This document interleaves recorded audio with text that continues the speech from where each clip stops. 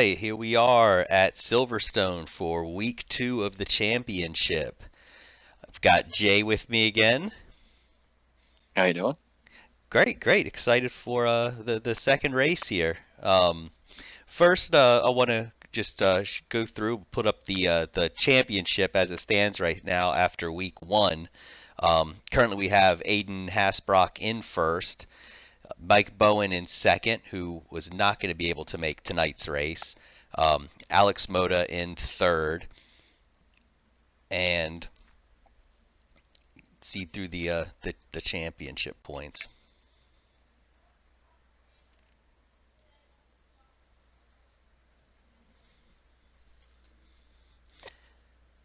And for qualifying today, we have Aiden Hasselbrock in qualified first, so won last week and qualified first for this race with a 158, 112. Alex Moda in second, Kyle Macedo third, Maxwell Cerna fourth, Stefan Buckley in fifth, Mike Doherty sixth, Mike Derringer seventh, Pedro Perez in eighth, TL in ninth, Evan Miller 10th, Ian Demler in 11th, Scott Taylor 12th, Ryan Smith 13th, and DJ Young in 14th, who did not set a quali lap. Was it about half the grid was able to qualify under 2 minutes. We've got first through 6 all with a sub 2-minute time. Yeah, that's actually that's pretty good around here. I mean, 2 minutes flat. I mean, I would say is rather average for this track. So to see that many people sub 2 minutes is it just kind of goes to show you that we've got some decently quick people here. And once again, Aiden Hasbrock leading the pack here. No surprise, Alex Moda, right up there at the top. So, yeah, not surprised at all to see Alex Moda up at the top, and it's great to see him just kind of return for this season and pick up right where he left off, if not even better than where he left off previously. He might have found some speed while being away. Yeah, well, I mean, sometimes taking a break can do that. Sure. Maybe that's my problem. I need to take more breaks. Just don't take a break like I did. You're gonna be really fast, Jay. Okay. All right. So no, it's pretty good to see Max Cerna up there too. Max is a driver I haven't really had much on track time with. I do remember. I think he joined the tail end of. Not last season, but the season before. I think he was with us all of last season. In that Honda. So. Yeah, I think you're correct. He was in it all last season, and he's. I don't have the stats on where he placed last season, but he's definitely came back to season 5 with a whole lot more speed. Whether it's just more experience with the game, more time with the car. I think last season he was instead of the Honda, he was the McLaren actually. Now that I come to think of it, so this is a new car for him. So yeah, and then I'd say the standout in the grid here would be Mr. Derringer there in the old Rex, the Ryder Engineering. That's not a car you see very often. You do not. He's he's middle of the pack with it. I mean, I don't know if that's just holding back a little bit or what, but from what I've seen, he's fairly quick in there. So yeah, he's the only person I've ever seen competitively use that car in ACC in any league that I've ever been involved with. So impressive to see someone choosing that car, and he's competitive with it. So it's it's impressive to see what he's able to do with that car, where a lot of people won't even touch it. Yeah, and I mean, it just goes to show that the balance of performance is doing what it's supposed to. Keeping cars that people don't normally pick competitive with, all the standouts, the McLarens, the Hondas, the Beamers. How about Pedro making his appearance for season Yeah. 5? I am not surprised he showed up in the Lambo. He was talking about picking something other than the Bentley, and I don't know. Let's see what he can do. I mean, he's a fast guy. Yeah, he definitely is. And we're getting formed up here, get ready to start the race. But yeah, he's definitely a quick guy. Switching cars though, always a lot of times does take an adjustment period to get it kind of into the swing of things. So we'll see how fast Pedro's able to start getting competitive with that. He qualified already 8th, which is not bad switching cars. Oh, that Harley Quinn on that door there is I worth at least 20 miles an hour. So. Agree. And we're off.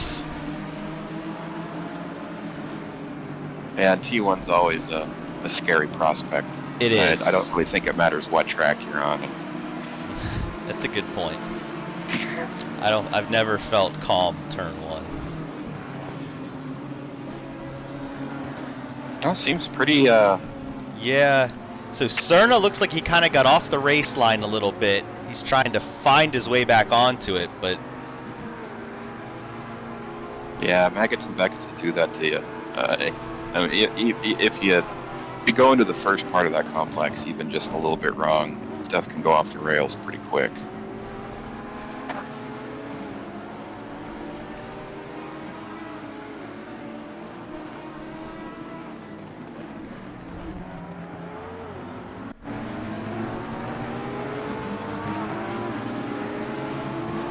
and you can see Pedro's on the inside here. And oh, we got contact. Yeah, Pedro, that's never a good place to be. No, not too at wide all. through there. That's almost always going to end in a bad situation. Yeah, and you can see just enough, just that tap to that rear quarter panel. Does not take much at that speed to just unsettle the car and get it to lose control. Yeah, that's a blow for both of them. Pedro's first race back. Absolutely. Oh, and as I switch to Taylor, we've got another contact. He taps the back of, was it Evan Miller? Yeah, that was Evan's Audi.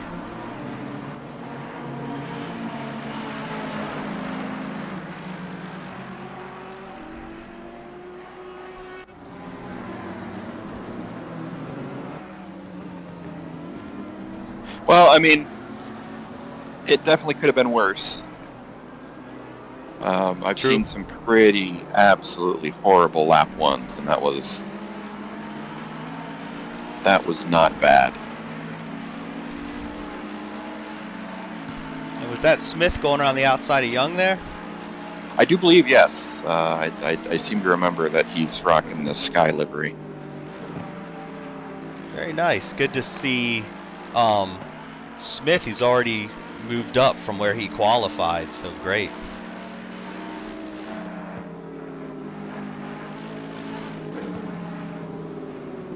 I mean, say what you will about that Mercedes, it's definitely got a... Oh, we got Buckley off Stefan Buckley off the track. Let's go back and see what happened here. Just, through maggots unsettles the car. Yeah, too much of that inside curb can definitely... Yeah, it's almost like you've got to... Yeah, it's almost like you kind of got to straddle it with the tires. And if it catches too much of it, it'll really unsettle the car. Like I was saying, say what you want about that Merc. It's definitely got a pleasant sound to it. It does. Speaking of the Merc, we'll go back to it here. Right on board and hear some of that pretty sound you're talking about.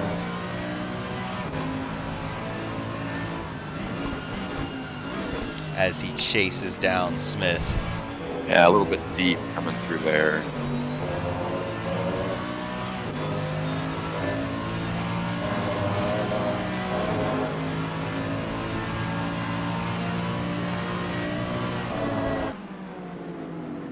And Oh, through oh Abby no. has looks like maybe just a little too much speed, maybe a little too much rear brake by it, like maybe tapped the That brake or just unsettled it. that actually looks like a little bit of lift oversteer. Got Mm. off the gas. And the rear of the Mercedes tends to do that through these. I mean, I don't know if we consider it a high speed. Maybe it is a high speed, but yeah, it tends to go a Yeah. little light going through stuff like that, especially if you're getting off throttle. So And it was close too with Miller. Good yeah, dodge by Miller.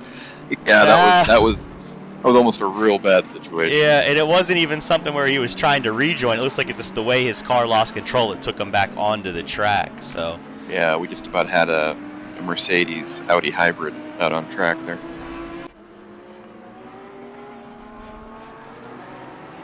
and just checking through the splits, we've got Doherty about a half second behind Kyle Macedo. Yeah, that Nissan's not something you see very often either. No, you don't. Last season it was Andre Marcheshin and Doherty were Team Godzilla. It kind of it's rough not seeing Andre on track. He's another really fast guy, but just trying to make racing and life work sometimes. It's just It is tough. It is tough. I would love to see him come back as well.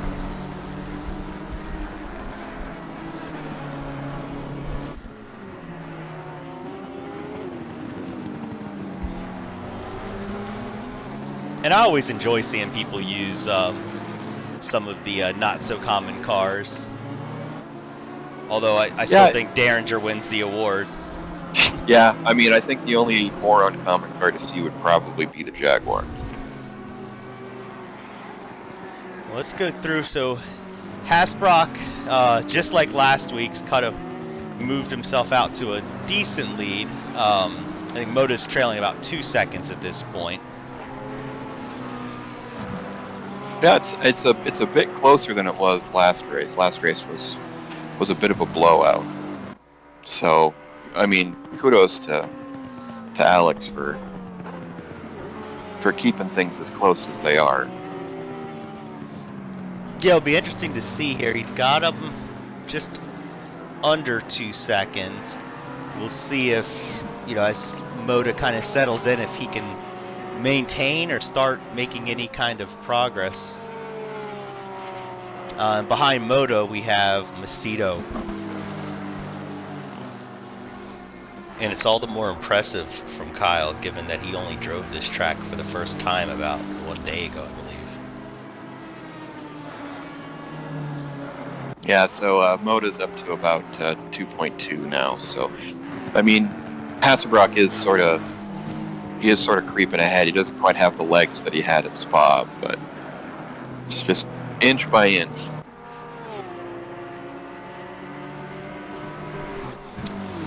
Yeah, and that, if it's a half second a lap or whatever the case is, it starts to add up over time. Yeah, and that time just jumped up to about 3 seconds. So he Yeah. is either Alex made a boo-boo somewhere, or he's just maybe dealing with some warm tires, maybe pushing a little too hard. Who knows? Derringer up into 5th though. Yeah.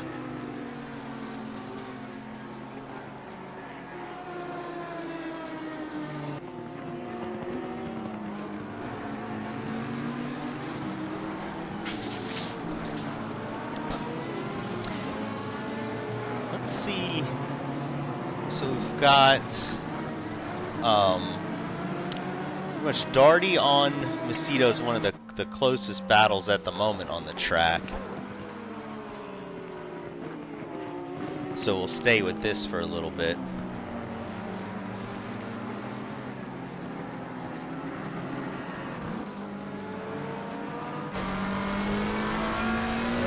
I've always kind of thought of Silverstone as a fairly difficult track to pass on. Oh, really? Yeah, most of the passing opportunities you would think you would want to take are these sort of sweeping high speed or medium speed corners, and like Maggots and Beckett's, I mean, it's not a good spot. Speaking of, so Kyle, I completely missed what even happened to same him. thing. Yeah. Same thing that happened to Buckley. Just got on the curb a little bit too much. Yeah, it looks like he was sliding when he even hit the curb there. Yeah, just trying to take a little bit too much of that entry curb. And a good thing did not hit the wall, so he's going to be able to get back out there. He lost the position, but no damage, and looks like Derringer gets by him as well, so lost a couple positions from that. Yeah, definitely going to be dealing with some tire issues after that incident.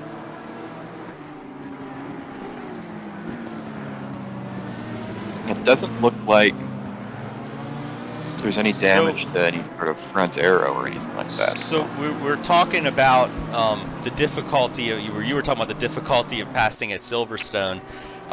So maybe the right approach is just wait before someone enters Maggots and Beckett's and it seems to be the Is that strategy. a good plan? Yeah. I don't know. There are a few corners like coming up through this complex here. It's a bit easier, but almost all of the really heavy braking zones on this track also happen to be corners. Not like hard braking and then a corner, hard braking into a corner, like through here. So it's always a bit sort of scary to try to muscle past somebody through an area like that, because you're a little late on your brakes, or you lock it up a little bit, and you're both sort of it's just a one-way ticket to the pit. Yeah, so personally, not that I think necessarily Silverstone's an easy track to pass at, but I think it has, if I think of tracks that have passing opportunities or tracks versus tracks that don't, I kind of like Silverstone. I feel like there's a few spots like with these straightaways. So like I think coming into this turn, I forget the name off the top of my head, but I feel like this is one with alternate lines and passing opportunities here. Into the braking zone as Moto's approaching here is another spot. It can get dangerous, but that's another spot. So I think for me personally, racing here, it's always tough with GT3 cars, and if you're racing someone with similar pace, to ever set up passes on a lot of these tracks. But yeah. Well, I mean, luckily the track's wide enough to sort of facilitate. That's what helps. Setting something up, but it's always given me a bit of an issue here trying to race hard into some of these braking zones to try to make the pass. Well, we got a pretty close battle here with was this Young, Cerna, and Buckley.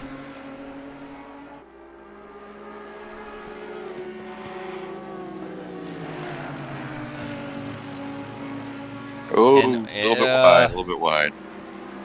And that's going to let Buckley through.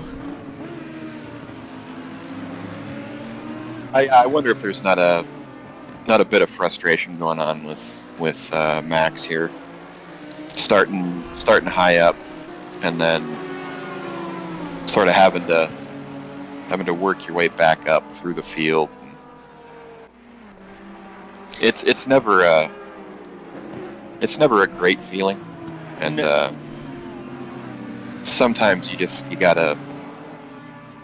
As frustrated as you might be, you just kind of gotta put your head down and focus on just making it past a car at a time. Focus on your apexes and your exits. And I know that's right.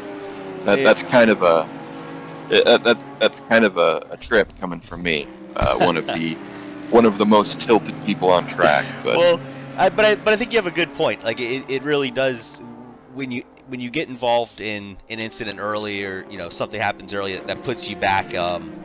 You do start to focus on more of like the what could have been or what should have been. You get a little bit frustrated, but you're to your point, you really do just have to focus on getting past the next car.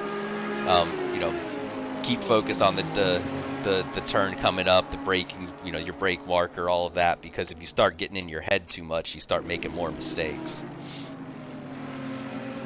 But always easier said than done, right? yeah. Well, that's it. It's always easier to say it than do it. So.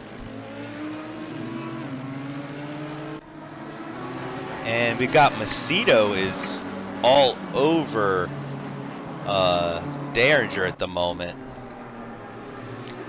So he wants to get back to where he was.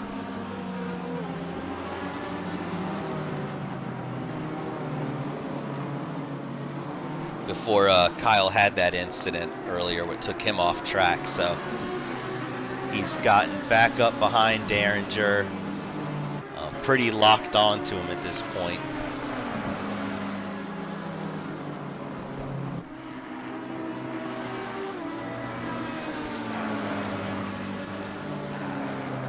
Yeah, Derringer seems like he's doing a pretty good job keeping Kyle behind. And Derringer. Well, there goes the curse once again. And Kyle lost as well. What happened to Kyle there? Was there contact after? It looked like Kyle was clearing him, but it does not look like contact. I think Kyle just sort of got off the gas. He was afraid he was going to hit him. Just too quick of quick adjustment to dodge him, and it threw the car out of control. And it looks like it's Magus Beckett again. That inside curve takes another victim. Yeah. Oh yeah, that's exactly what it was. And you called it again. No contact there. Just went to dodge him and lost the car. Unfortunate for Kyle now. It's just killing all these mid-engine cars, man. It is. All that weight in the back of the car bouncing around and it looks like Kyle's. He might have had enough. Yeah. Well, I mean it's not ideal, but. Well, I'll tell you too. This race, because we had a lot of people miss this week. There's a lot of people that couldn't make because of obligations, personal stuff that weren't able to make this race, and quite a number of those people were some of the faster drivers. So, with a grid of this size, it's a great week to try to pick up some points for the championship. Ooh, the number 20. Yeah. Squeezed Derringer there a little bit. Was that the 20 or the 13? I can't tell. That was the 13. 13. Of Demler. Yeah, that was approaching dangerous through there. But no, it's yeah, I mean it's still really early in the season. I mean, we'll see what happens. I mean, it's always going to be sort of transient who can make it and who can't. And after all, this is all just it's all for fun. It's not like we've got. But my point is, if you're here, take them points while you can get them. If they're up for grabs, it's it's easier to fight for points against 13 drivers than when you have the 20+ grid. So. Yeah, we just about had a Beamer. Doing the loop there behind Derringer, but Demler did a pretty good job keeping that thing pointed in the right direction. Yeah, I mean, if we've learned anything from this race, just keep it on track. I mean, who knows, you might win the race. I mean, that's really the key, and I'll tell you what, a good example of this, Smith, right? What was, what was Smith quali? Smith qualified 13th. So from 13th all the way up to 8th, just, staying on the track and avoiding making mistakes. Now, I don't know if Smith knows something we don't, but his rain light's on, so I wonder if he's just praying or if that's just a misclick somewhere.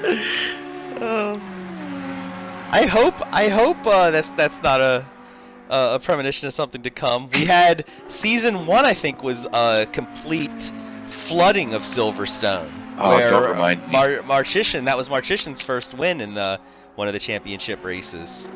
Yeah, I absolutely just screwed the pooch on that one. That was a rough race. I mean, when you say flooded, I think we probably would have done better if we'd have brought boats. Yeah, it was bad. That was there's driving in the rain, and then there's practically driving in a lake. And that was a bad one. It wasn't quite thunderstorm, but it was not fun. I don't know. I personally think adverse conditions are a really good equalizer. I don't really think you get a full handle on the vehicle you're driving until you've braved a few storms in it. So it'd be interesting to see, but I'm skies look pretty clear. Right It doesn't look like it's coming. Maybe it's just throwing his competitors off. But we've got, Miller has under a second right now to Smith. So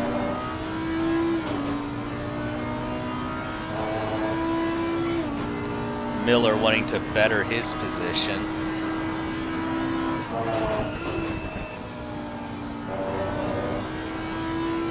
And it looks like Smith is maintaining that gap, maybe even pulling away slightly.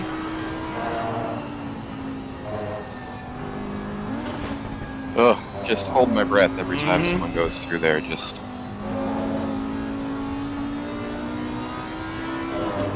Miller was able to get a better run out of Beckett's there. Yeah, it looked like Smith just got that last one a little bit wrong. This is always a fun place too. If you're too far to the left and you brake after the bump, it can really unsettle the car.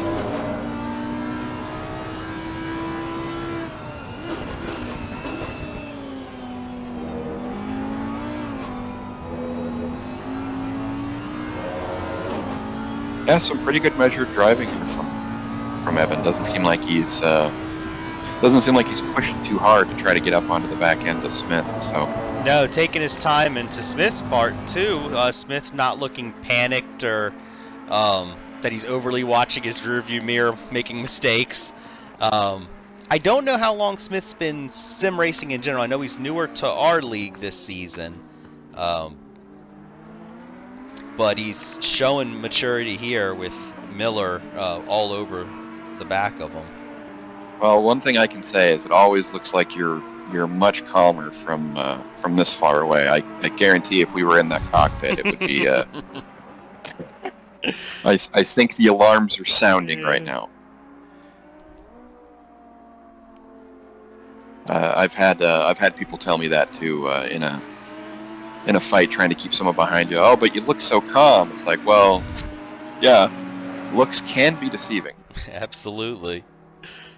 But the good thing, like the way you can judge it from outside the car at least, is he hitting the apexes? Is he blowing, missing the braking points or not? And Smith's looking pretty consistent. So he might be sweating in the cockpit, but his driving's still looking solid.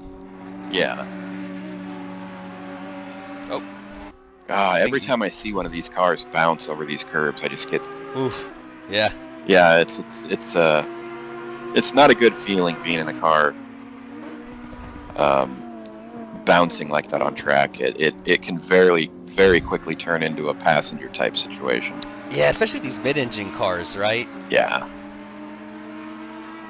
Yeah, get them a little bit too stiff. They start to bounce, and it just turns into just a four-wheel slide. Speaking of sliding, Evan lost it a little bit Yeah, there.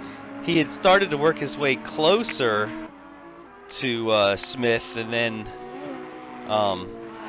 that little bit of traction loss, Smith pulled back a little bit on him. Yeah, and Pulled that's back that's sort away.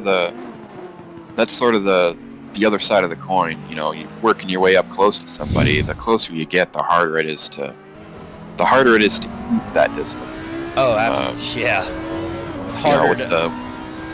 with the wash coming off, and you start losing front grip. It's really easy to start chewing your tires. Suddenly, you can't see the reference points you had for brake markers, or you can't see into the apex.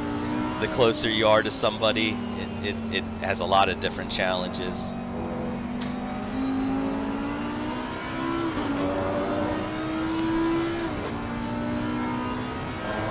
I'll tell you, we're going to stay with this because this is the closest battle on track at the moment.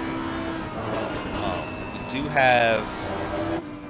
Oh, Demler is pitting right now, so we will stay with this one.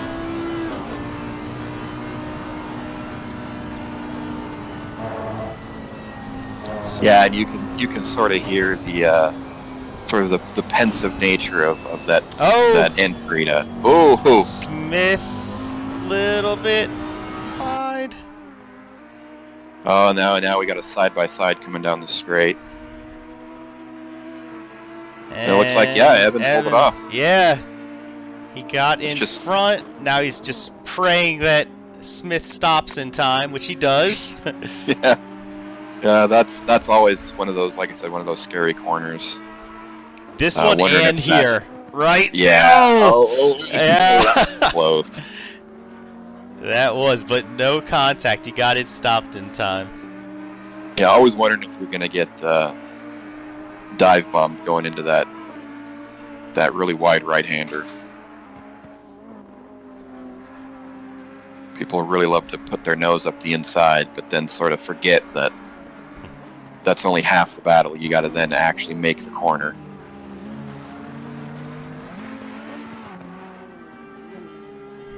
But no, we've seen some pretty respectful driving out there today. That's always good to see. We have. I mean, it is a championship, but I mean, there's really no need to be overly aggressive. No. You want to be able to build that trust with other drivers too. You're going to be, the roles are going to be reversed, and you want them, respecting you the same way. So, and plus, you don't want to risk your own car, right? It's a long championship. If you risk you put on a risky move, not only do you risk taking the other guy out, but even yourself. If you try to look at it selfishly, you risk damaging your car, taking your car out, and those points for that week are valuable come the end of the season. So sometimes it's not worth throwing it all away just trying to get by one car.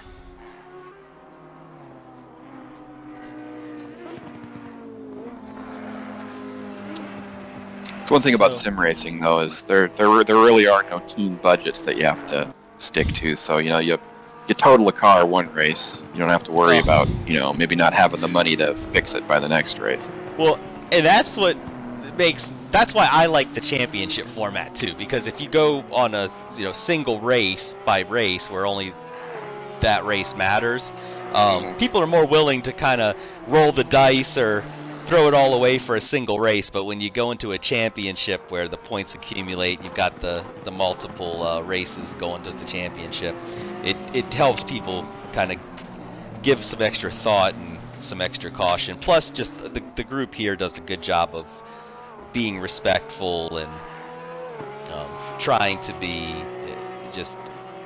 the best drivers they can be. Yeah.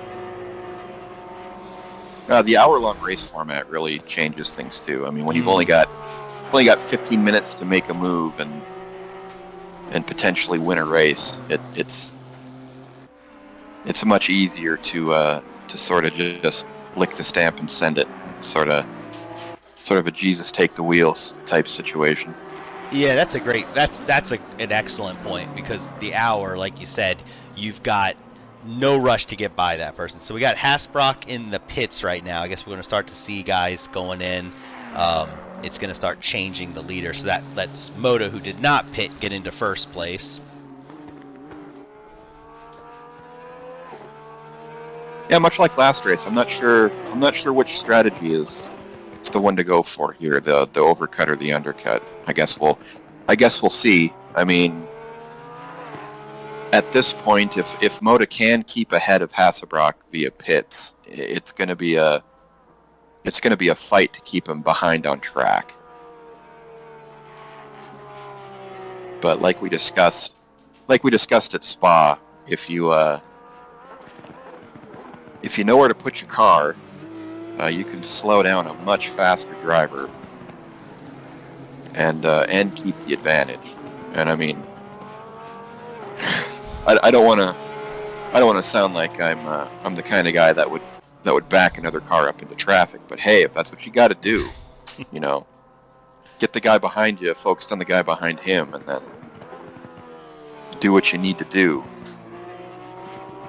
Yeah, the trick's gonna be if Moto's gonna be able to get back in front of him to do it. I don't know. I didn't see how far ahead Hasbrock was going into the pits. If it's a situation where maybe if he rolls past his pit mark, the pit board or something, or takes a little bit longer to get through the pits, or Moto can maybe catch some time on him. But yeah, I think at this point he had, I believe I saw it was like 11 or 13 seconds, somewhere in that range before he pitted. So, well, the issue that Hasbrock's going to have to deal with now is he's going to be in traffic. This is less cars out on the track, and Silverstone's pretty big. But you're absolutely right. He's going to start having to deal with some level of traffic at this point, you'd imagine. Yeah, and if you get stuck behind especially through some of these complexes where it's really hard to pass, a faster guy can easily lose 2 or 3 seconds just sort of waiting for the opportunity to get past I don't want to say slower car, because that sounds kind of bad to say it that way, but if they're not the same pace as you, it can definitely be frustrating. And as far as I know, none of these cars are lap trafficked, so it's not a situation where that car is going to have to sort of yield that fight down the straights. They'll be able to fight you. I think possibly Pedro and Cerna might have pitted after the incident in the beginning, where maybe that was maybe. Oh no, Moda. Oh, this a different spot though. Where was we were at? So this looks like coming on to the back straight to the helicam. Yeah. Exactly what it was on. I cannot remember the name of it, but that's exactly what it was. Just caught too much of that. Caught his tires into the grass, and that got him off. So. Yikes. So. Yeah, unless Hasselbrock's gotten stuck at a toll booth somewhere, I think any hope of going into the pits and coming out ahead of him is pretty shot at this point.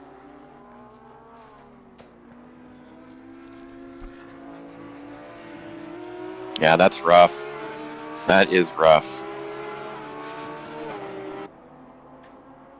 Yeah, that is real unfortunate for Moto, because he had been looking so consistent. Even though he wasn't necessarily pulling on Hasbrock, he was keeping in front of Daugherty by a good margin. Well, I mean, second's nothing to, it's nothing to be sort of ashamed of. I mean, second's great. I mean, third place finish last race, second place finish this race.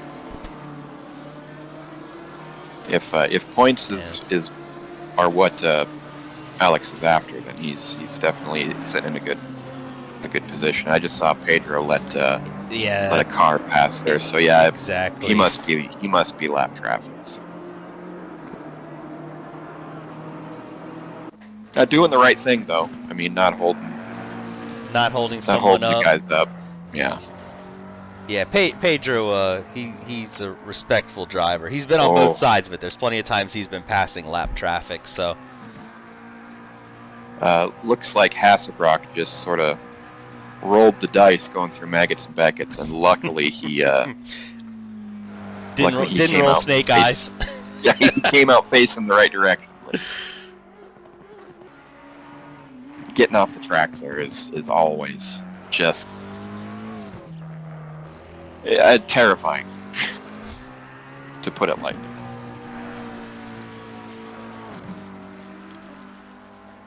Yeah, we've seen the danger of what being going off the track or too much curbs caused.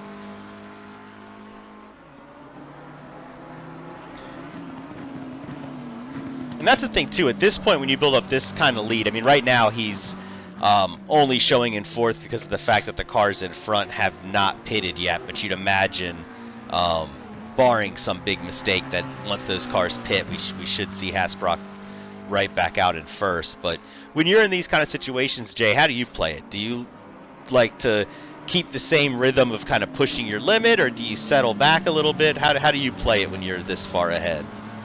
Well, so that's the thing.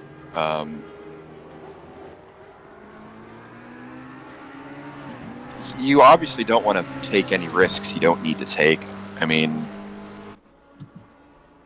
as long as you are decently ahead of the guy behind you, and you know, you can maybe sacrifice 10 or 15% of your speed to stay ahead and not make any silly mistakes. I mean, that's the way you should play it. I have a tendency to just sort of hyper focus and not do good things. So yeah, if Hasselbrock, if he is decently ahead, I mean, there's really no reason for him to push. Just sort of just take a nice drive. Yeah, that's what you figure. I know it gets a little bit boring to not push every lap, especially when there's nobody around you or anything to compete with. You kind of at that point you feel like you're almost hot lapping, or you're trying to maybe beat your current best lap. But with an hour race and with it being their championship points, I think I would be just kind of keeping an eye on the distance the guys are behind me and trying to just make sure I don't make a mistake or push too hard that I end up off the track or damaging, worst case, damaging the car. Yeah, and it's a bad habit. I mean, being in the front and being bored, I mean, it's really kind of a good problem to have. It definitely beats being middle of the pack and just absolutely frustrated you can't get past people. But you do tend to get into that sort of situation where you don't quite know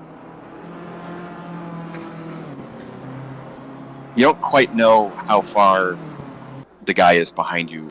I mean, if you're paying attention to your relative, you do, but you tend to focus, and you sort of get into that sort of the bad habit of sim racing, which is hot lapping. You start to think you're the only guy on track, and then that lap time becomes your focus, and yeah, it's not a good trap to fall into. No, it is not. Yeah, the hot lapping mentality versus the 60-minute race mentality.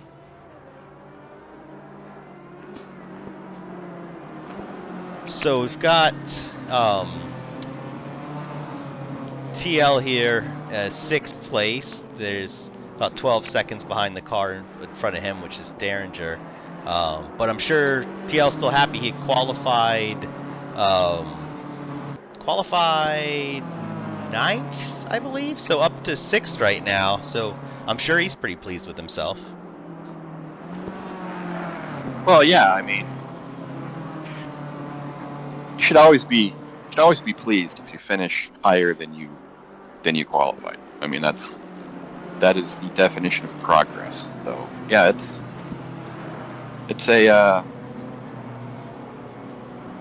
once again that's definitely a good problem to have.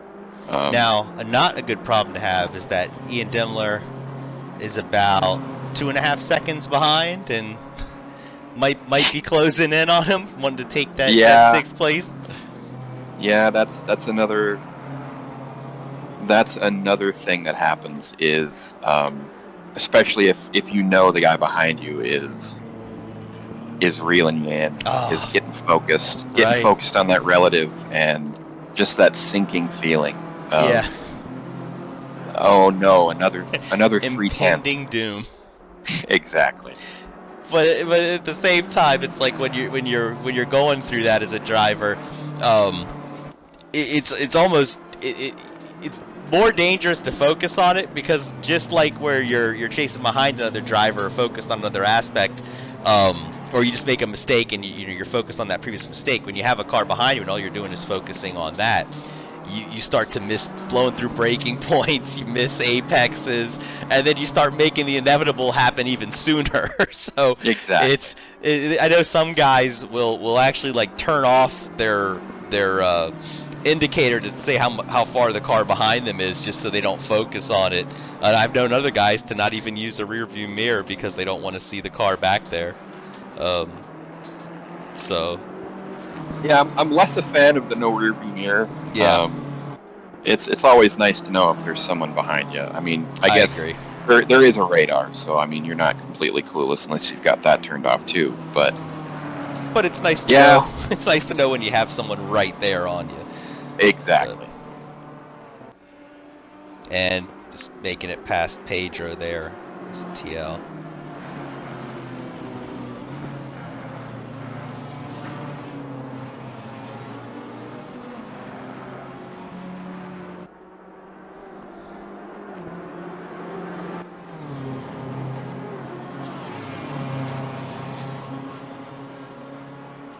And TL might look out here because Demler caught Pedro kind of in a section with a lot of turns, so he might have to wait to be let by. Pedro lets him by right there, so that Yeah, might not have impeded him too much. it makes me wonder if Demler thought that Pedro was not lap traffic, because it looked like he could have passed him by the end of that straight, but chose to dive into Pedro's draft there and sort of follow him in. And we've got Smith about a second and a half behind Buckley. So this is currently caught a little bit of air there, but did not lose control. looked like the Ferrari had a lift kit there for a second. If you screenshot that one. Yeah, I don't know, man. This Ferrari is definitely much better when all four wheels are on the track. It's kind of designed for that. So, I mean, does the Ferrari even like it when all four wheels are on the track? I've heard. I, I've heard. I don't know. I mean, it's not a bad car, but yeah, it's definitely a bit temperamental.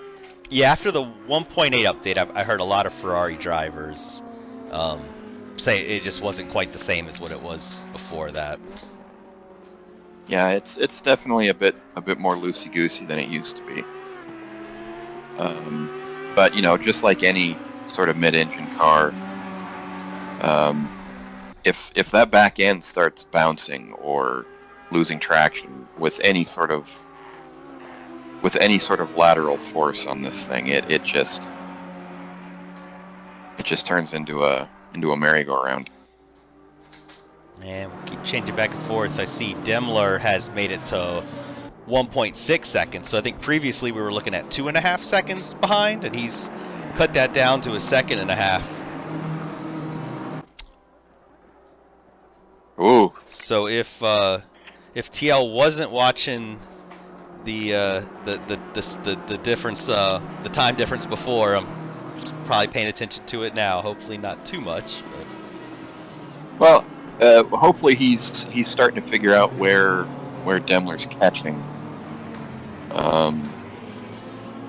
Paying attention to stuff like that is definitely, it can help you. It can sort of give you an idea of where you might be able to carry a bit more speed, or at least a good place to know where, if they're going to go for the pass there, where you can sort of hold them behind you. Yeah, that's what I was going to say. And with the roles reversed, if you're the car behind, you're watching that car in front and you're taking note where you gain on them to try to figure out, okay, this is a section I'm definitely faster, and how can I take advantage of that? How can I set myself up to get by him here?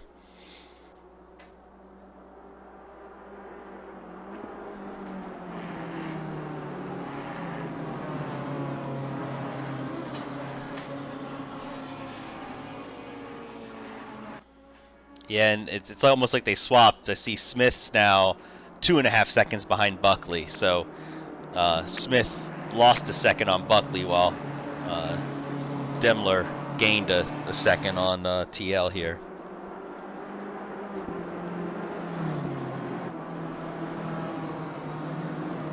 And so also out the pits, you can see Hasbrock is back in first place. Behind him, that's someone lapped traffic. That was Young, so no one showing close to him. Daugherty, who's 21 seconds behind. So Hasbrock's got a significant lead on the group right now. Now, Moda, after Daugherty got by, is now showing 3.9 seconds behind Daugherty, so we'll have to keep an eye on this to see if Moda can start reeling him in, because it does look like Moda has better pace here than Daugherty. Yeah, I was present for some of the practices, and yeah, he was running, just like his best, pretty close to the 58s here. So yeah, 58 race pace is pretty decent. So if he can pull that out, maybe. Yeah, Daugherty only managed high 159. It shows 159.8 in quali. I don't know what he's done so far here. 159.6. So yeah, Moda's definitely got the pace on him. So we'll keep track of that and see if he starts reeling him in. Back to Demler, he's now got it under a second to TL. So just coming in. It's almost like that horror movie where you've got the horror villain that just walks but just keeps getting closer and closer no matter what you do. And that's how, exactly. Demler looks very, very smooth, calm, and is just working his way up bit by bit. So confirmed, Demler is Mike Myers. That would be an interesting livery, right? Halloween time. Oh no, I was talking about like Shrek. That might. That one. No. Yeah. no. Yeah. It's I was going with the Halloween Mike Miles. I don't remember Shrek stalking the donkey. I don't know what Shrek you watched, but yeah. Well, I guess we'll never know. Yeah, it's always very unnerving just to see that car getting closer and closer and closer.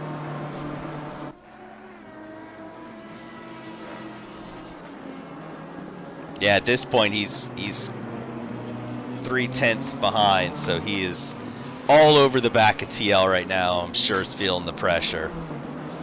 And as a driver, just don't look in the rear, don't focus too much. Just keep the car on the track. Keep making all your apexes, your braking points. Don't succumb to the pressure. And TL is looking good. I mean, even with Demler all over him.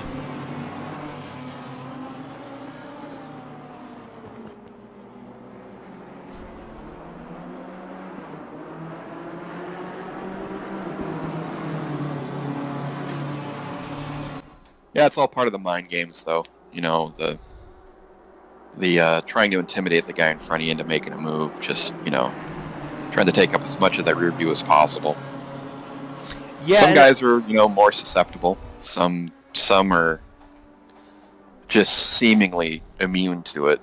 Well, and I haven't spent much time on track with either of these two guys, so I'm not sure which of the two is is the cool head, in which who knows, they might both be. Well, yeah, and another, to your point, you get when it's difficult to pass somewhere, you have a track where you're having difficulty setting up a pass. Oh, and little bit of a slide there, so that should give TL some maybe slight breathing room. But so to your point though, where it's hard to pass someone and set up a pass, the next best thing that you can kind of do sometimes is just pressuring that driver into a mistake or making him think that you're gonna make a move somewhere and then kind of pull out of it, get him to maybe adjust or make a quick adjustment that throws him off. Yeah, and sometimes even just getting your nose just a little bit on the inside of them or the outside going into a corner is enough to sort of make them locks the brakes up. Yeah, that was showing him in the nose. That's kind of, it's almost like are you a mind reader? Yeah, that was exactly as you're talking about it. That was more than a show, and I think he's trying to share the nose a little bit there. But yeah, it's sometimes just getting the guy in front a little uncomfortable and offline, just even slightly, is enough to sort of force an error. For lack of a better term. And that was some serious snap oversteer there. He kind of lost it, caught it, and then it caused him to lose it again. So yeah, I think he's. Was that the second? Was that the same spot last lap too? Because I remember. No, I don't think. No, I think it was coming through Abbey last lap. Okay. Yeah, so I'm guessing there's just the rear end of that BMW's been sliding quite a bit, so I'm guessing those rear tires are just getting a little too warm and a little too liberal, maybe running a little high rear sway bar, a little bit higher to get the rotation or something possibly. And so this looks more like a temp issue for me. He's getting a little too antsy. Oh, look, again, yeah. And this time, yeah.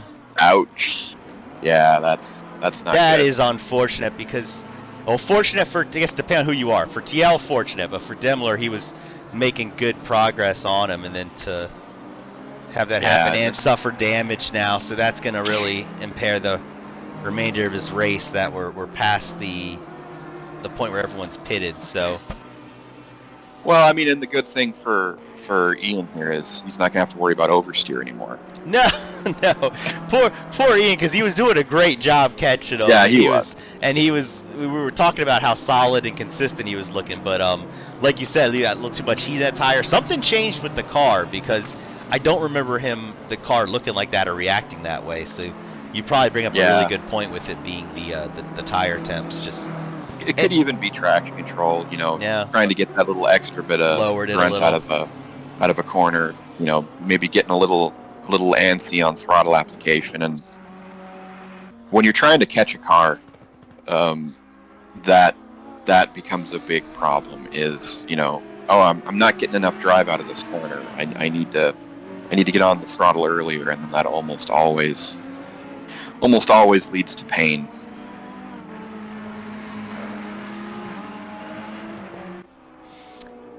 And got Taylor currently running in 6th place. That's a great position for Taylor, all the way up in 6th. He's been driving really consistent. Looks like his lap times have been pretty solid. I saw Taylor in practice this week, and he was looking quick here as well. So I'm glad to see it translated to the race.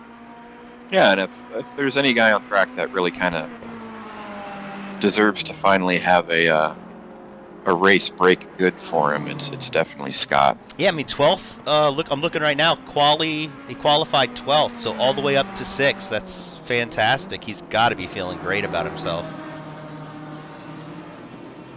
Although I'm sure he's not patting himself on the back yet. Scott knows. Scott knows you got to wait the whole race, but don't celebrate until you've crossed the line for the last time. I cannot tell you how many. Even real life races I've seen, just just changed complexion because the guy in the lead decided he wanted to celebrate a little too early. You know who I know is not celebrating second right now is Mike, as sees that probably Moda has cut that 3 point. Well, I think it was 3.9 seconds just a 5-10 minutes ago is now down to 2.2. So we got 10 minutes, a little less than 10 minutes left in the race, and Moda's got that down to 2.2 seconds. Well, I mean, I can speak from experience. Doherty's, he's not the easiest guy to get past, so we'll see what Alex has here, but yeah, it's a two-way thing. I mean, like I said, you can be fast, but if the guy in front of you keeps it parked on the apexes, there's not really much you can do about it.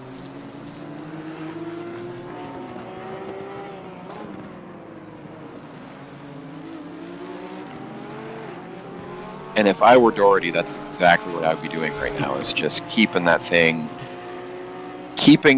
Nissan as close to the apexes as possible, making Alex fight for every inch of that track on the outside of corners, and just not giving an inch.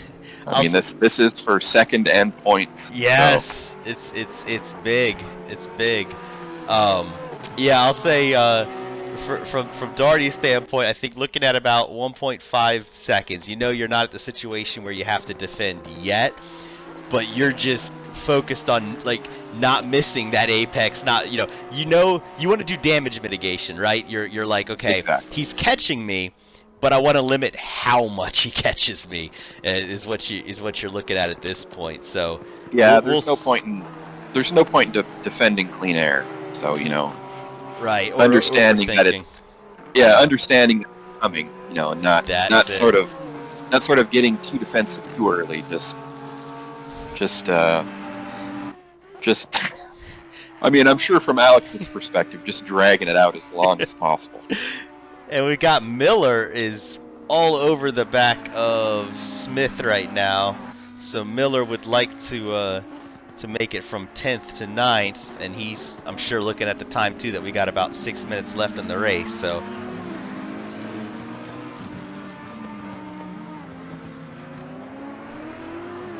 now, at what point, Jay,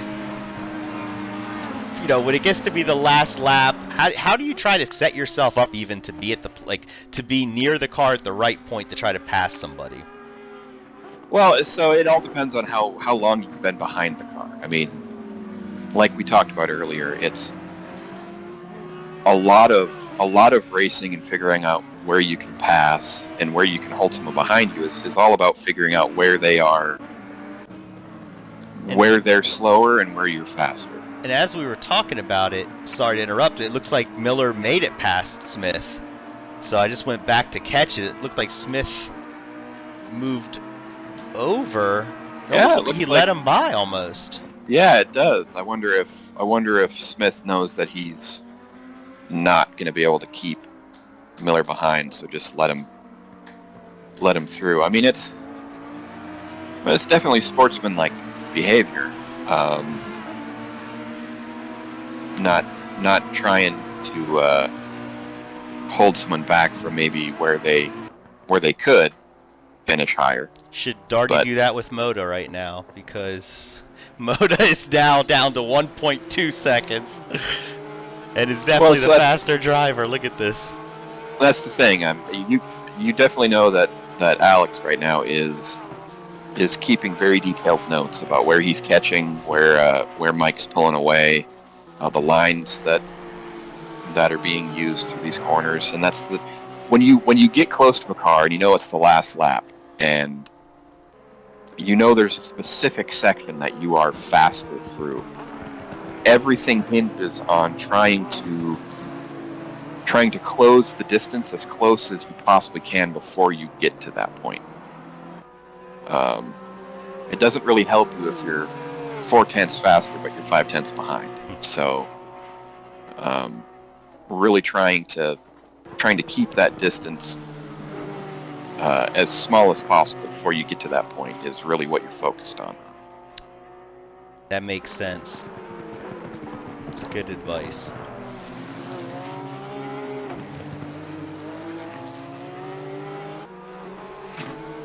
And I'm sure you could see it in that shot. Alex is actually rocking back and forth in his seat, trying to get every ounce of speed out of this thing. That's right. Just as he's making the right-hand turns, he's leaning his whole body to the right like it's a go-kart. Mm-hmm. Yeah, anything he can do at this point. Just kicking the gas pedal down even further. Yeah, I'm sure if he had a ratchet set, he'd be looking for stuff he could unbolt and throw out the window. Yeah, Mike's getting nervous right about now. Oh, 6/10. I know it. He keeps telling himself, I'm sure, not to watch the rear view. Don't watch the times. Just focus. Well, and that's another thing is, do you let Alex get alongside through some of these corners where you know he's going to have to go the long way, or do you fight it? I mean, do you set him up in positions? Do you give him an avenue in, knowing that it's going to cost him more time, and see if he bites, or do you just race? Yeah, that's a great question. I think you get some drivers who are more calculated, where they'll think through stuff like that and those kind of scenarios. Then you have other ones who all they can think about is just get me through the next turn and let me be in front. And I don't know. I don't necessarily know what kind of driver Mike is. Yeah, you see Alex trying to get as close to the inside there as he can, trying to get a nose under Mike. Yeah, unsettle him, get him nervous. I mean, it doesn't look like it's working quite at this point, but once again, you know, you always look about 4 times calmer than you are from this far away. So. And there's another battle. I hate to do this because this is the battle for second, but Taylor has made it up to TL as well at the same time this is going on. I'm going to try to keep with both of these because I don't want to miss any of the action. But we've got, looks like about a lap and a half left and 2 really close battles on the track right now. Yeah, it looks like Alex is getting a little bit desperate here. Yeah. He's sort of sacrificing his exits, trying to get a nose under Mike here. Oh, a little wide for Scott there. Yeah, that might get a little bit. Like I said, I don't want to miss either of these. I wish we had split screen to keep both of these at the same time on. Oh no, and Mike's running into some lap traffic. Oh. Not the time you want to have this happen. No, not at all. Oh, and gets in the dirt. Oh, let's look at this. It looked like, as you said, he's approaching the lap traffic.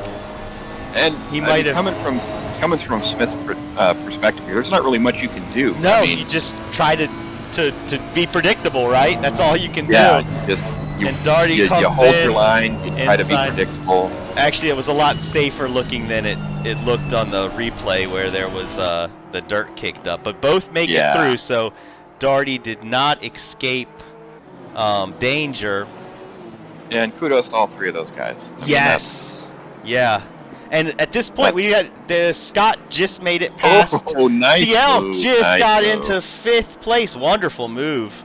Yeah, just coming out of the hairpin there, just managed to get a nose under. I don't want to give driver of the day awards out early, but I mean a 5th place finish from Scott. If he holds this, that's fantastic. Get back to Moda though, who's now I don't know. just right on the back of Dar. They were practically touching bumpers there. Yeah, it looked like Alex was pushing him through there a little bit. I don't know. I think Mike at the end of this race might feel. Moto takes the Oh, lunge, but is gonna go wide. It gives Doherty a chance to undercut back through. oh, Alex is kicking himself right now. That was, oh man, that was Mota's move to make, and he just got on the brakes probably 10 meters too late. That was, Yeah, it looks like Doherty, as opposed to your advice, was not going defensive there. I think was just trying to run his normal race line. So really, Moda had a wide open door on the inside, um, but it just couldn't get it stopped, and it let Doherty cut back around. So Doherty's going to manage to hang on to second, but great job from Moda. Second place last week, third place this week. I don't think he's upset about it at all. no, and I mean, And how could you be? you know what? Driver of the day. Look at this too. We got a Riker car in fourth place. I mean, this is It's a three-way tie. What are you yeah, talking about? it's fantastic. So yeah, Derringer with fourth place. I mean, that's fantastic. Taylor with fifth. I mean, great job, Scott. Was gonna have TL in sixth, so was still able to hang on and finish strong in sixth place.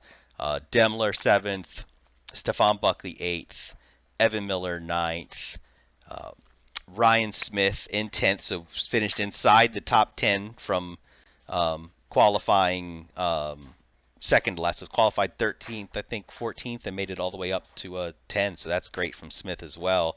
DJ Young 11th, who didn't qualify, made it into 11th, and then 12th Pedro, 13th Maxwell Cerna, and 14th Kyle Macedo. And again, to your point with Cerna, it was not his race today. But I No. expect to see great things from him in next week or the coming the rest of this season, because Cerna has looked extremely competitive this with this car. I mean, no pressure. Right? No, none at No. all. At least now, when you had a couple races where you're in the back, you're kind of like, okay, I'm not. It's not like when you have first, or you're trying to you're worried every week trying to maintain that position. If you're down in the points and you just have only way to go is up, I always personally feel like there's less pressure with that. So hopefully, like I said, I expect we'll see great things from Cerna, because he has looked really fast in that car, and his driving looks to have improved greatly from previous season to this one. Yeah, Um, you got to feel for Demler. I mean, a really great race, and then to have things go sort of pear shaped, whether it be tire wear or what, and just sort of go from a position where you're fighting for sixth, and then end of the race you're 15 or so seconds back. It's rough, but seventh place. I mean, it's still pretty good. I mean, it's middle of the pack. Just to be clear, I think everyone got points this race. yes. The lowest point count was sixth, and that was 6 points for 14th. So, yeah, so I mean, everyone got points. I mean, that's the thing about this league is it doesn't really matter where you finish; you're always getting points. So it's doubly dangerous if you do miss races, because you're not just losing ground to the top 10; you're losing ground to whoever shows up. So. Yeah, and it's another reason why it's always worth racing and not giving up, or you can still pick up some extra points even in the 14th, 10th place, 15th place. Those are all points that can be had. So Exactly. I'll go ahead and switch back. Who do we want to ride on board with? I was thinking we give Derringer just for the start to show the recap of the race start, and it was a pretty clean start. Yeah, that sounds like a good Sounds like idea. good. Yeah, we'll give Derringer some love since. So we're riding on board for the start of the race. Just the key is always a clean start and making it through turn one, and these guys did it today, which was great to see. Everyone kind of giving each other space. If you were on the outside, you stay that way. And everyone kind of settled into one by the time they got through Maggots. So great to see. Great race, everybody. Look forward to seeing everybody back next week. I think we have a lot of guys that missed this week that'll be returning. So exciting to see the larger grid back next week. All right, Jay. Well, I guess that'll do it. Do you have anything else before we call it quits? No, sir. All right. A good race, everybody, and it's nice of you to have me. And hey, please keep coming. Please keep coming. You make this so much more enjoyable and easier because you do more than half the work. So you're. You don't hear my word or my name in enjoyable usually in the same sentence. So it's a welcome change. All right. Well, thanks everybody, and we'll see you back next week.